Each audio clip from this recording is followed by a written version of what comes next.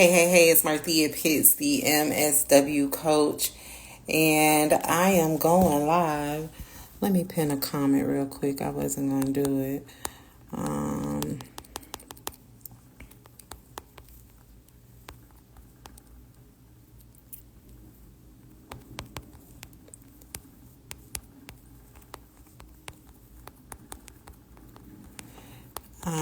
We're going to get started.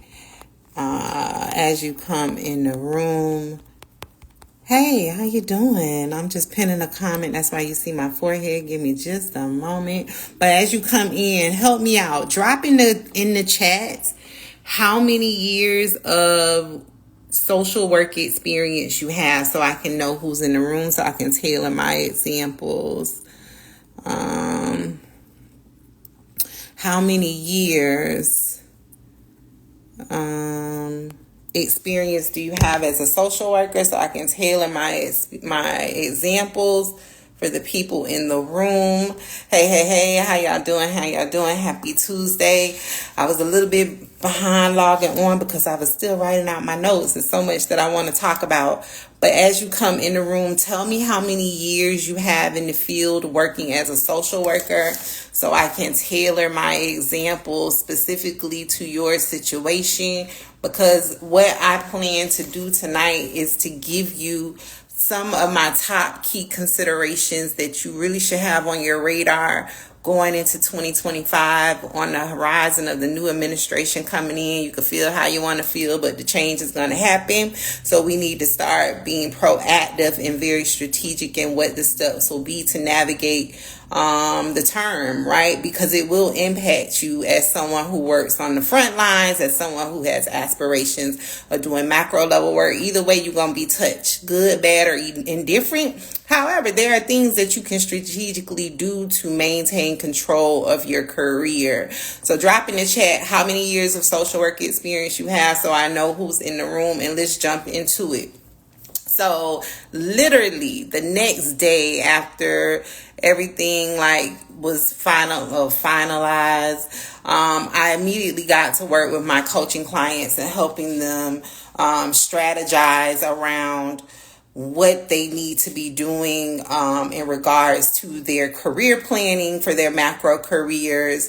For those who are still actively looking for macro jobs, I strategize with them on things that they may need to change in their job search efforts, specifically regarding their populations, the issues that they're wanting to address or move the needle closer to progress, the organizations that they are wanting to align themselves with. Thank you, Angel. I have an MSW, but I've been in a long career break as a full-time parent, and I'm exploring pathways to get back in the workforce. I love it. And Karen, hey Karen, how you doing? I hope all is well. 10 years plus. I love it. Thank you all for the engagement. And so we've been busy behind the scenes. It wasn't a whole lot of changes that we needed to make to the things that I've been teaching my coaching clients, because what I teach them is how to navigate their career in any type of volatile situation, to be able to change regardless of what's going in the world. So it wasn't a whole lot that we needed to do. Okay, I see the experience. So we had 20 years.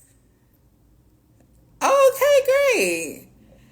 So, now I'm ready because I've helped them behind the scenes, and I'm ready to have a conversation with you all publicly about the things that you really need to strongly be considering going into 2025. Because if you are going into the year using the same strategies, the same process that you've been using in past years to your career, you really will be doing yourself a disservice, right? I'm very optimistic in nature. I am a problem-focused person, a solutions-based person. So that means that when others are usually panicking and thinking about all of the negative, I'm thinking about how can I spin this in a way that is beneficial to me. And so that's what I've been doing with my coaching clients behind the scenes.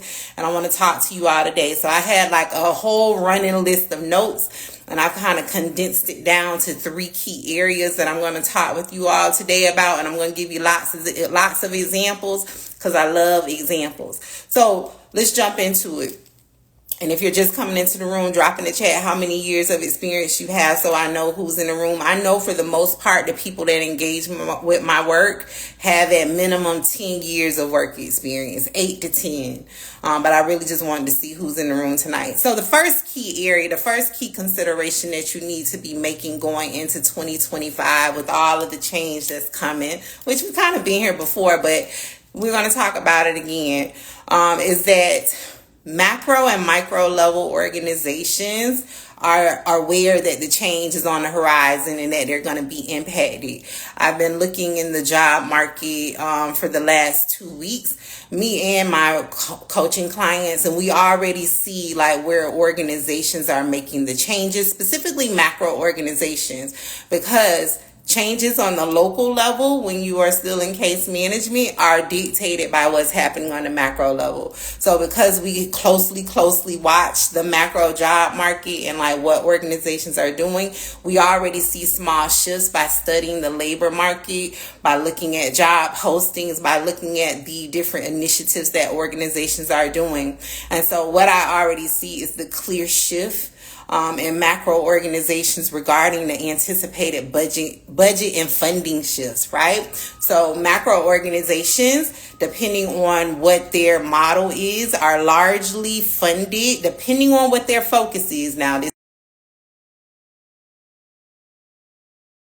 are largely funded by federal funding streams, right? Federal funding streams, government connected organizations. So anything that's flowing out of the government right now, they are shifting. And so that isn't just only funding, is also any work that's connected to a government entity. So an example, because I love to give examples, as case managements, a large percentage of us work in social service, community-based organizations that are only there because there is a government like mandate that says we need to provide education or housing assistance or training and development to people in the workforce, right? What I always tell my coaching clients is that no organization that we work in is doing it because they have bleeding hearts. It's because they get paid to do it. So if your organization receives any type of federally connected money, you should be anticipating that there will be a shift in budgets, a shift in funding, be it good, bad, or indifferent, because I know I have people that work with many different populations and in many different settings, right? So with that, right, if you are like, I don't really know if my organization is federally funded in any type of way, my call to action to you is that you need to be spending your time as soon as possible. And this is how I actually teach my coaching clients to develop their macro lens. You need to be spending your time investigating what are your funding streams that fund your position. Is your funding stream connected to federal dollars? Is it private donors? Is it like local level funding? Whatever it is, you need to be like have your eye on the prize and figure out how your position is funded so you can like forward plan to anticipate any changes to your position. The main thing that I wanted to talk about today is the fact that nobody should be sitting like a duck just waiting for it to happen. There are some proactive steps that you need to be taking. You should have already been taking, but in case you didn't, I'm going to be talking about them tonight. And the first thing is you need to be investigating your funding streams. How is your position funded? Is your position funded by any like federal dollars? Any governmental dollars? And if so, you should be anticipating there to be some type of shift. Again, be it good, bad, or indifferent. The second thing is that another thing that we're seeing is that a lot of organizations, national organizations, macro organizations are having to change or already are in the process changing the scope of their national level efforts, right? So what this looks like is organizations that had a very heavy equity focus, DEI, because I know social workers love DEI positions, things like that. Anything that's equity focused, organizations are already working to make their focus more like expansive to everybody, right? Rather than one specific population, one specific socioeconomic group. And so again, these are changes that I'm seeing in actual job postings, organizations that were typically always, we serve XYZ BIPOC group. They're now expanding their targeted population. Right. So again, this is all in anticipation to what's going to roll out over the next several, like probably the next several months, actually. I was going to say next several years. It's all in anticipation. And organizations know how to make these shifts based on who's in administration, because they go through this literally every time someone gets into office. So national organizations, even local organizations, don't really panic because they know how to shift, because they know where their funding is coming from. That's why it's so important for you to understand how your position is being funded, so you know how to shift and so you don't panic. Okay. The third thing is that what I'm anticipating is that a lot of career advancement opportunities could potentially come out of this, right? And the reason I wanted to make mention of this is because I've been like really monitoring over the last 6 to 8 months the mass exodus of the more seasoned generations leaving the workforce, right? There has been a clear shift where a lot of the more seasoned people who maybe are like 10 years out from retirement, less than that, are retiring early and making a mass exodus from the workforce. So what I noted is that I want you all to really be aware that, because I'm always optimistic about things, I want you to be really on alert for any career advancement opportunities that can come from this, from people leaving the workforce, right? So this conversation is specifically for those who are aspiring macro social workers, but it can apply to any social worker. So an example is, if you work in an organization and you always had your sights on like a leadership position, but the leader has been there for 100 years, this may be an opportunity if that person decides to exit stage left, right? Because there's going to be a lot of change, and people who have been in those positions for years, they don't really want to undergo all of the change. They just usually like to be in those positions for a while because they can do it with their eyes closed.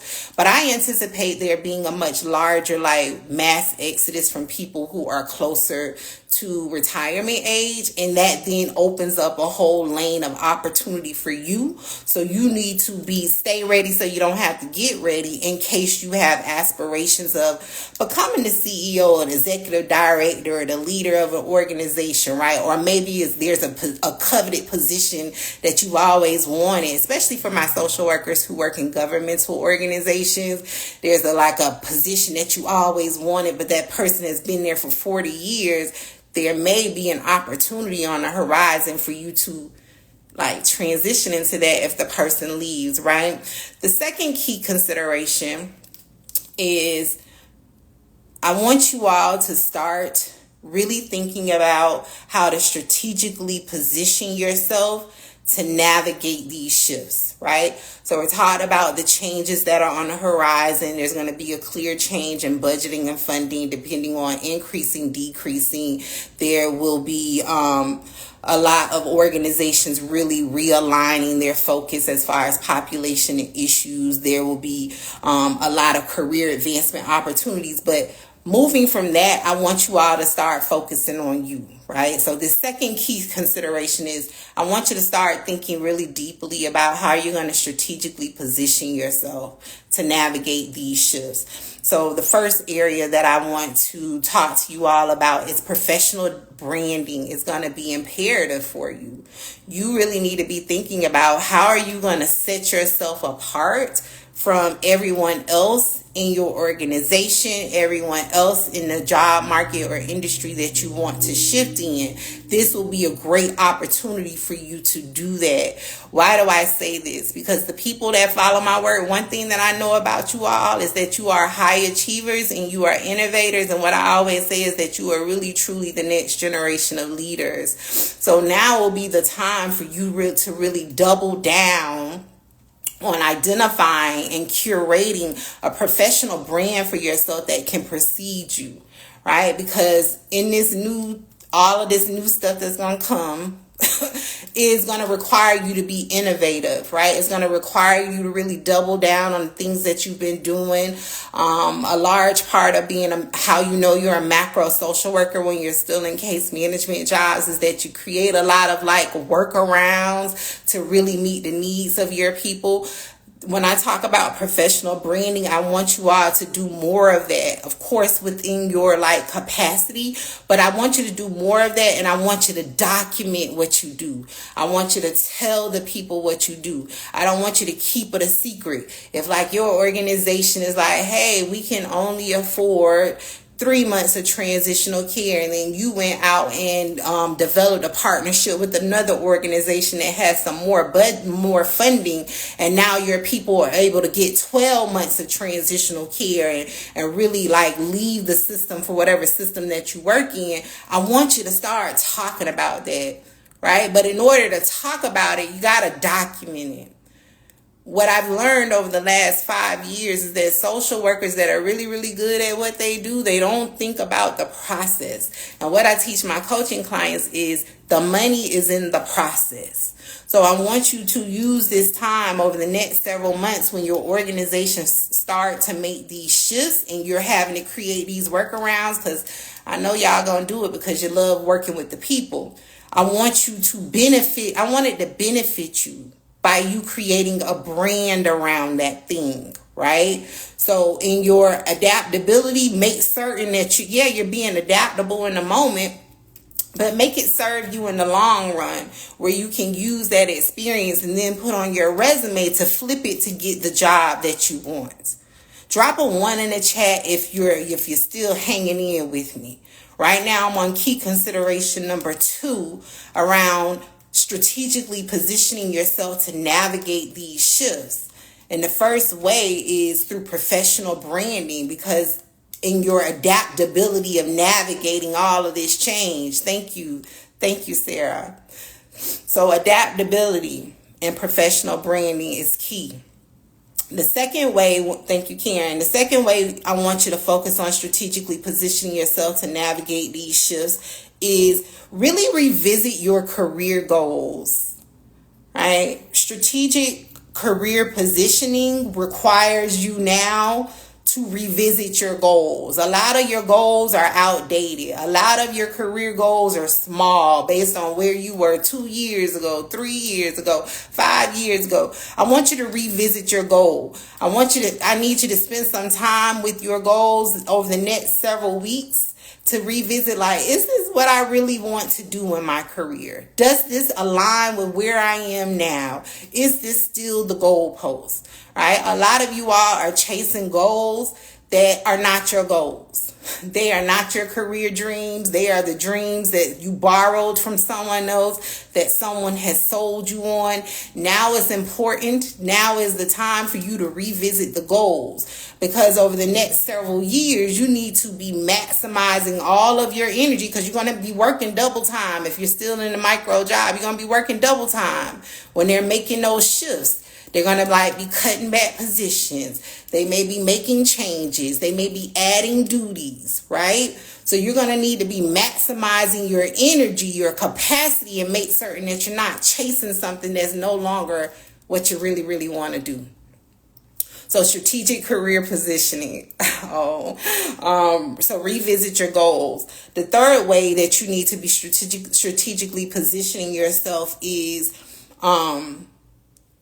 and this is like a part of a larger conversation that I've been having behind the scenes with my coaching clients, is it's time to be innovative, right? Another key sign that you are supposed to be a macro social worker is that you're innovative in your work. You're innovative in your approaches of life. You don't just do the status quo thing. You don't just do it the standard way. You're always thinking. You're always ideating. You're always creating, right? And so with that, it's time to be innovative in your revenue generating activities. I meet a lot of social workers who are like, I am tired of working. I don't want to work. So if you are in that place, then you need to be like thinking about it quick, fast, in a hurry about what will be your other revenue generating activities. How are you going to make money in case you decide, like when your organization says, hey, we're changing how we're doing this because of blah, blah, blah. And you're like, oh, I don't know. I no longer buy into that. I don't agree with that. Or I don't want to be here. What will you do to make revenue? What will you do to make income? Right? And so the much larger conversation I've been having behind the scenes with my coaching clients, more so the alum that have come through the micro to macro career accelerator, is around business development. I'm going to be starting a business coaching program with my alum over the next several weeks, where I'm going to be teaching them how to make revenue outside of their 9-to-5, right? Through whatever business model they want to adopt for themselves. So I'm bringing this conversation to you all publicly as well, that you need to be looking at how will you make money if you decide to make a mass exodus. A lot of people, and this may be you, because I met some social workers who are like, I am going to leave the country. Okay, you're going to leave the country. How are you going to make money to live? Right? So you need to be really revisiting your revenue generating activities. Will that be in a 9-to-5? Will it be outside of a 9-to-5? If it's outside of a 9-to-5, what are you going to be doing? What do you need to be doing now proactively before 2025 hits? So when the people start cutting up at your case management job and you're like, I've had enough. You have a plan in place, right? You already have it in motion. So the third key consideration that I've kind of like grouped off into is that, because I'm talking about the changes, I'm talking about where the mindset shifts, the like physical changes that you need to make in key consideration 2. And then the key consideration 3 is that it's really all about maximizing your impact during this time. And also it's very important to remember that this is just a cycle. We've been through this before. If you worked in social service, I've seen people say 10 years, 20 years, all of the things, right? We've been through this before. That's why organizations don't get all up in an uproar and they're like, well, what's going to happen? Blah, blah, blah. Right? So with that, you need to be thinking about how you're going to maximize your impact during this temporary cycle, because it's just temporary. Things are going to return back to to a normalized state, but you got to be able to ride this wave out, right? So one thing that I've seen also in the job market, and I didn't mention it earlier, is that I see a lot of national organizations, macro organizations, expanding their initiatives as a way to like push back on the system.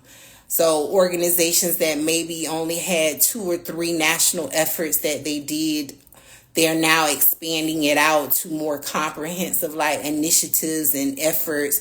It's called initiatives on the macro level. On the micro level, it's called programs. So I've seen a lot of organizations like hiring more people, creating new efforts, which to me means jobs, right? I've also, what we've seen in the job market so far is that there are certain areas in the social service sector that is getting funding, like child welfare. One of my coaching clients recently learned in her professional development work that there was a new pot of funding that just recently rolled out. So organizations that got funding before all of this will take place in 2025, they're good because they already got the money. So with that, job opportunities are becoming even more expansive in child welfare. And so right now, I'm helping my coaching clients follow the money to get the jobs. So I say all that to say this, that you need to actively be working on identifying ways to maximize your impact during this temporary cycle, because not everything is going to be bad. There may be organizations, a lot of organizations that will be able to sustain themselves because they get funding from private donors or local organizations, corporations, and not governmental funding. And that goes back to what I talked about in the beginning. You really should know how your work is funded. How is your position, like who pays for your position to be the thing?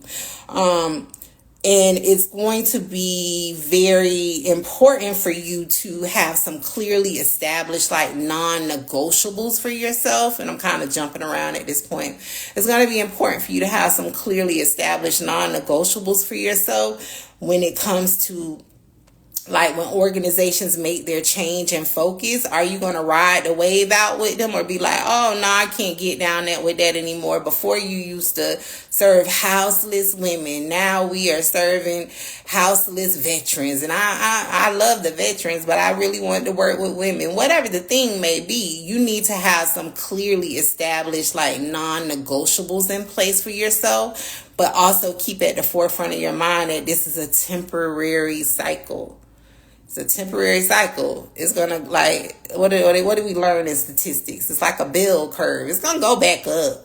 But you still need to be strategically doing things to make certain that you're able to maintain control of your career. Another thing that I wanted to note about maximizing your impact during this time, now is the time to lean into your expertise. Lean into your expertise, and it kind of goes back into the conversation that I had earlier around professional branding. Lean into your expertise and don't be afraid to tell the people what you are an expert at. And it's really more so focused around creating your own career lane, because organizations are going to have to be making changes, additions, takeaways, things like that. Now is the time. It provides an opportunity for you to like kind of rise to the top.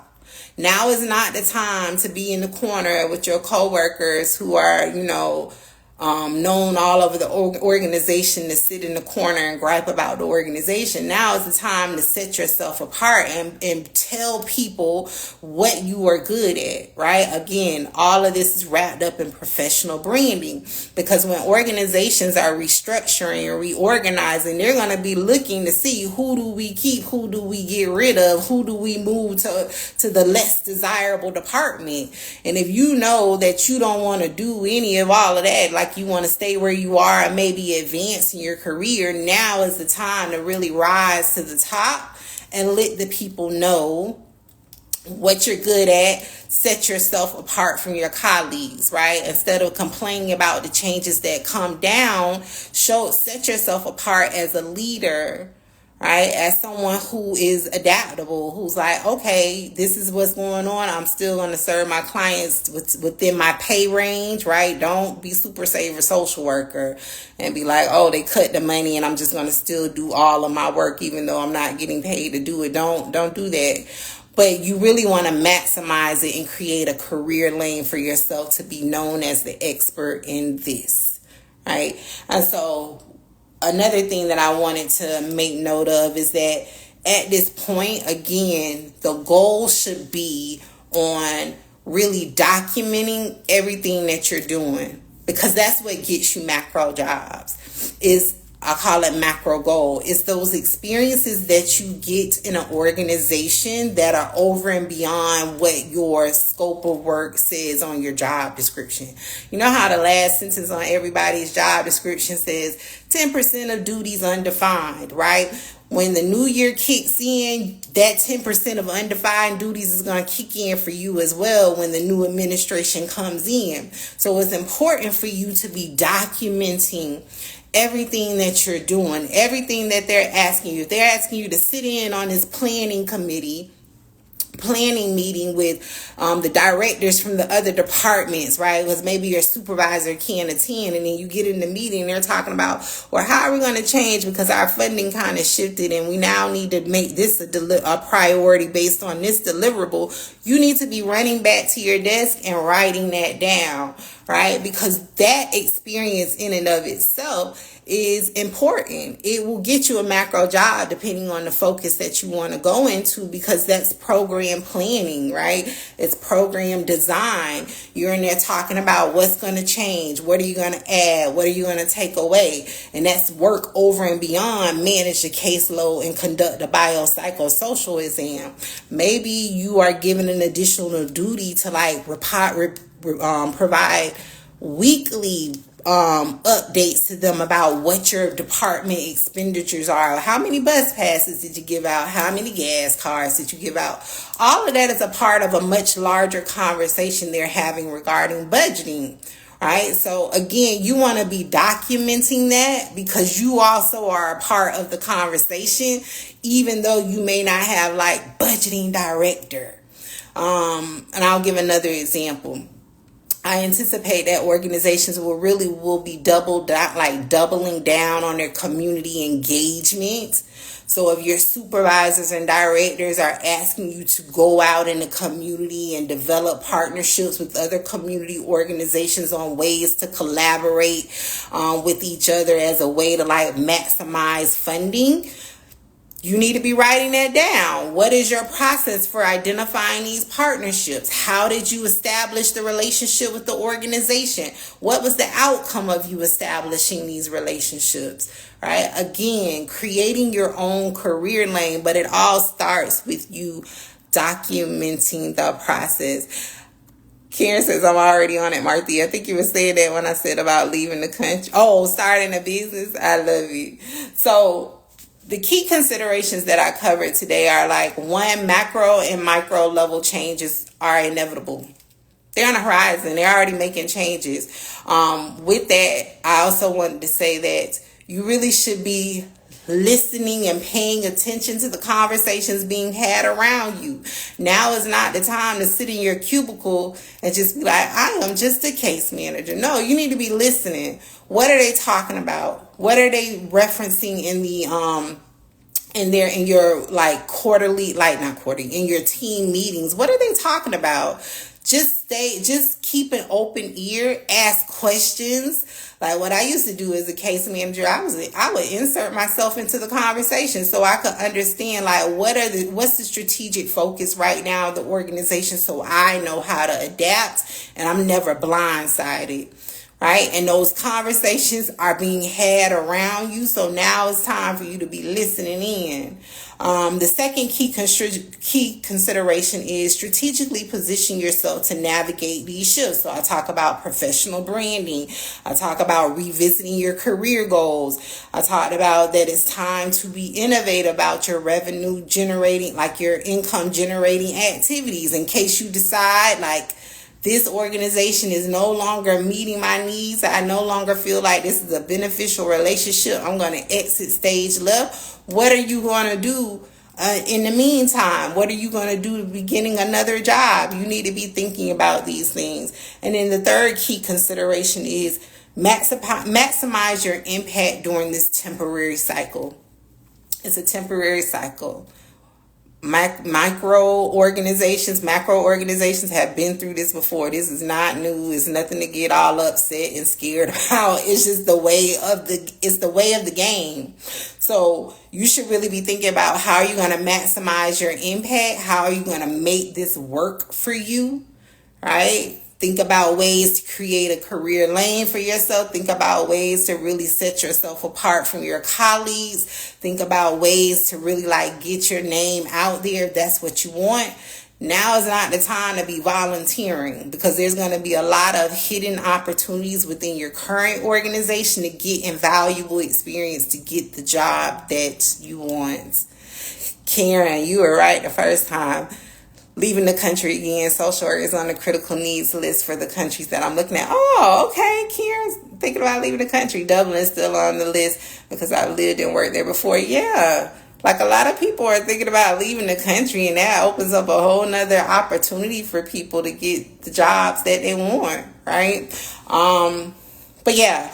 So those are the key considerations for 2020-2025. What questions do you have? Drop them in the chat and let me answer. Questions, aha moments, takeaways, things that you maybe thought about differently when you heard me explaining something. Give me some feedback. Let me know. But I see this as I am always the person who is like solution focused. So that was one thing that I've always heard in my past jobs. Like, everybody else is like running for the hills, and Marthea is super calm. It's because I'm always thinking about, how can I make this benefit me? how can I make this benefit for me? So I've given you all tons of ways that you can make this benefit you. But the main thing is, like, now is not the time to retreat, especially for my aspiring macro social workers. It's time for you to lean in. People need to hear your perspective, your thoughts, your ideas. Now is not the time to be quiet, because there's going to be a lot of need for problem solvers in the beginning of next year. There's so many I need to do a session with you probably. Oh, too many aha moments.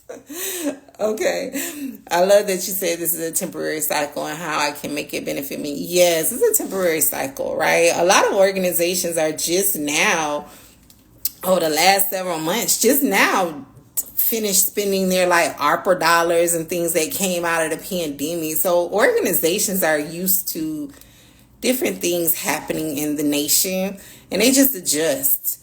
However, what happens is that people in our line of work don't adequately prepare for the shift. So when it happens, they're like, why did this change? Blah, blah, blah, blah, blah. But if you just like read the room a little bit, you'll know how to prepare.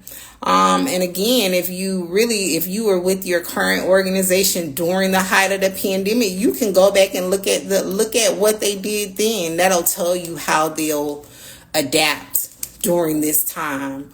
Right. So an example is, if your organization was all over the place and they laid everybody off, I'm just making this up, and laid everybody off, then that may be, that's data that you can see, like, okay, I may need to be a little more active in my job search coming into this new year, because there are going to be changes. But then maybe your organization during the height of the pandemic handled it like a pro, and like there was no problem, there was no hitch, there was contingency planning in place. That's a good sign, right? So organizations are used to these shifts.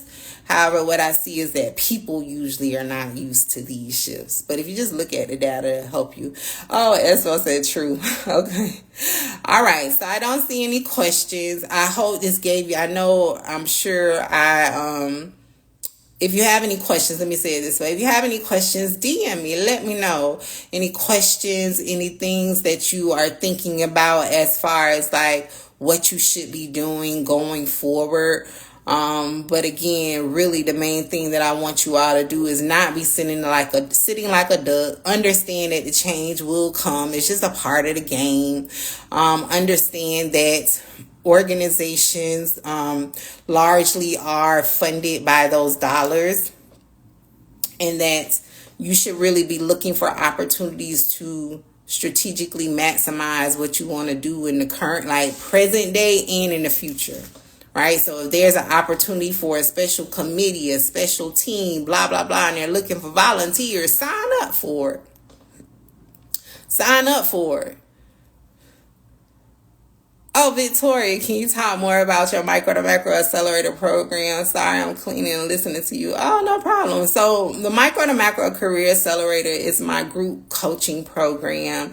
It's a 3-month group career coaching program that's comprehensive. I teach you everything that there is for you to know to make the shift from micro jobs to macro jobs. As of today, I've helped it's close to 180 social workers at this point, since I've been officially keeping count, land macro social work jobs. And so it's my program promise to teach you how to identify, apply, and interview for your dream macro social work job in 3 months or less, right?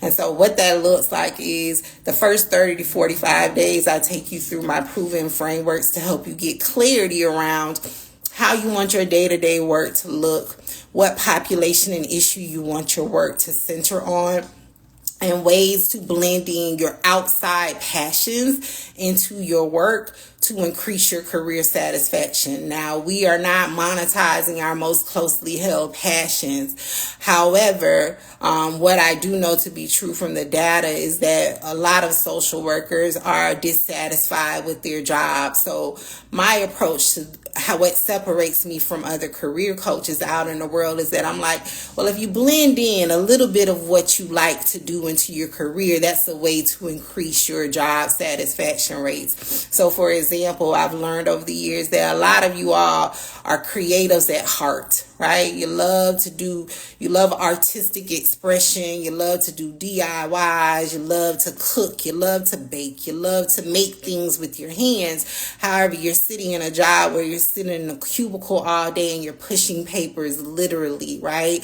So it's literally like you are running your nails against the chalkboard, and that's why you hate your job. And so what I do is teach my coaching clients how to find jobs that allow them to have some type of creative expression, right? So it can be something as small as you getting a position where you're responsible for the design of a program, which requires you to be creative, or maybe you're responsible for the design of communication materials, be it forms, templates, documents, or it could be as big as you working with an organization that's working to expand mental health, education and access for youth by using the arts. I have a coaching client who was a school social worker for almost 30 years, 20 something years. And she, in her free time, she loved to play a cultural instrument. However, she was interested in doing research. Now, she did not have a doctoral degree in like a PhD or anything like that. However, she really was interested in research, and what she identified through my framework is that she loved to do work around immigrants, right? And so she actually, after working with me, landed a job as a researcher in a research institute where she now uses the art. Well, she does research around really understanding the stories and experiences of immigrants through the arts, right? And so I say that to say, like, the program really is designed to help you identify what it is that you really, really want to do. What you really, really want to do. One of the things that I learned, and I was talking about this earlier to someone, is that a lot of you all are not doing what you really, really want to do. What you really want to do is the thing that you used to say in childhood, right? So for the most part, a lot of my coaching clients end up getting the jobs that they said they wanted back in childhood.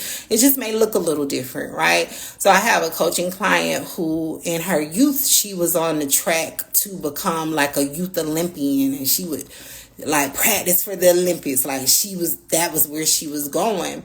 However, life took her a different way and she became a social worker.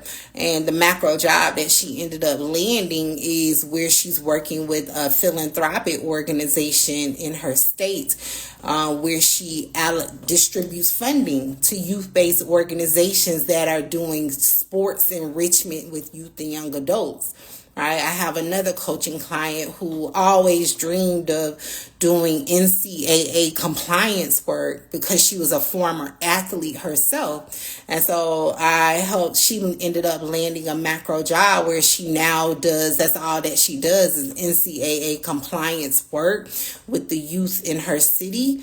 And so she's still touching what she wanted to do. And before working with me, she was a medical social worker. So it completely, like, she did not enjoy it. So I say all that to say is that the Micro to Macro Career Accelerator is designed to really help you get clear on what it is you want to do, so you can stop settling in your career, and then teaching you strategic ways to make it happen. While also moving the needle closer to progress for your populations and issues. And so the first 30, 45 days, we're doing career clarity work. From the 45-day to 60-day mark, that's where we're doing career exploration, where I teach you then how to go out and find the organizations that do the type of work that you have drafted, that you have dreamed up and said you wanted to do. And then from the 60-day to like 90-day mark is me teaching you how to write your macro resume, how to market yourself on paper, also verbally market yourself in interviews, and how to master interviews, and then also how to career plan, right? When people meet me, their first goal is, I just want a macro job. My goal is how can I strategically get you to the macro job that will get you as proximate to power as possible?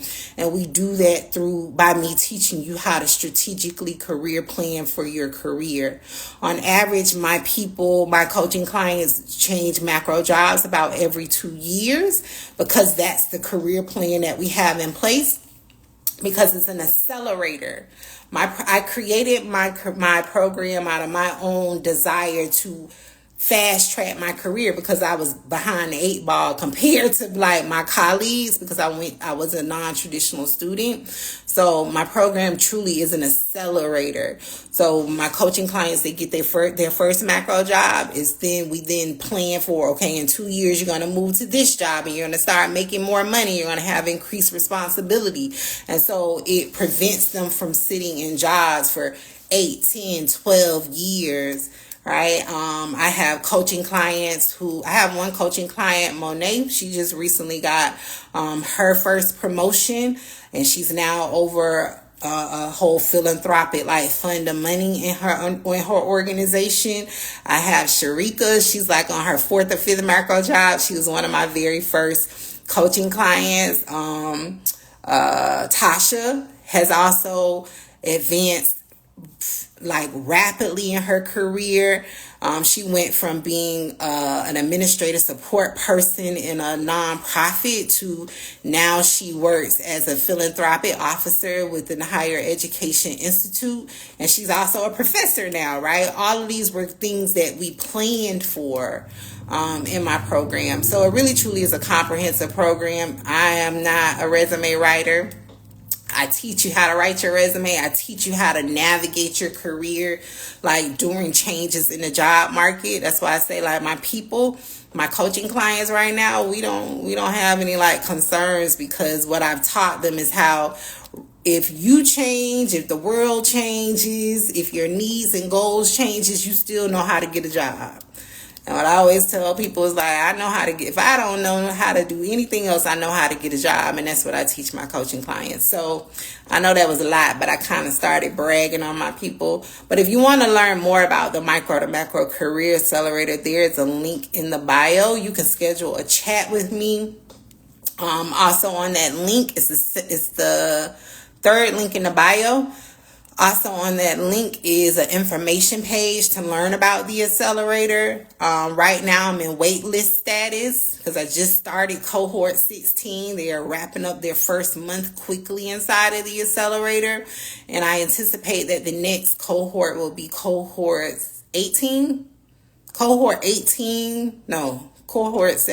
I don't know.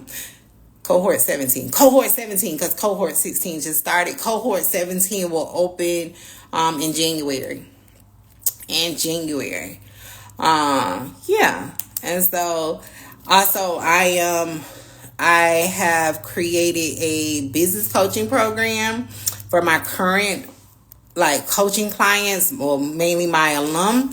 And so what I'm getting ready to do is beta test the program with them, to then make it open to social workers who want to start a business. And I'm going to open that up more so at the beginning of the year. But if you want to learn more about coming through the Career Accelerator, if you're I need to fast track my career, I'm ready to get a job, blah, blah, blah, in macro level work, click the link in the bio and schedule a chat with me. If you have any questions about this conversation that I had today about the key considerations, drop me a DM. Let me know. What is a good starting point when looking for a job for students fresh out of school with the MSW degree? Actually, job searching should begin prior to entering their MSW degree program, but I won't jump on my soapbox. The first thing is for new graduates, you need to maximize your tuition that you're paying to your university and go visit your career center. That's what they're there for. They get paid for that. I want you to strategically maximize the established employer partnerships and relationships your university should have. Go there. I will always point a new grad to their career center. And then if you're well, my career center really didn't help me, then at that point you need to Spend time identifying what are your transferable experiences. What are you good at? What are your goals for your career? The goal shouldn't just to get a job. That's why you really have to start at time of application to your degree program, identifying what your goals are, and then reverse engineer and be doing things in your degree program to get the experience you need, because I always say that the goal should be to walk across your graduation stage with a job offer in hand and a degree in one hand. A job offer in one hand and a degree in one hand. If I could wave a magic wand, I would wave a magic wand to make students stop thinking that, especially like students who are working students, to make them stop thinking that when they are in school, that school is the only focus. School in your career is the focus because you're in school for your career. So you should be actively engaging in career readiness activities, things that prepare you for the job market. What I see is a lot of graduates coming out of their MSW degree program and they haven't even thought about their career. They just thought about the degree. And so that's how people end up in case management jobs that they don't like because they just had to take something out of desperation. This is so helpful. I must go. I'll be sending you an email to schedule a consultation. Thank you for doing this tonight. You're welcome, Karen. I got to go too. I have to meet with my coach. But all right, y'all. Have a wonderful day. Great questions. Happy macro career planning. Bye.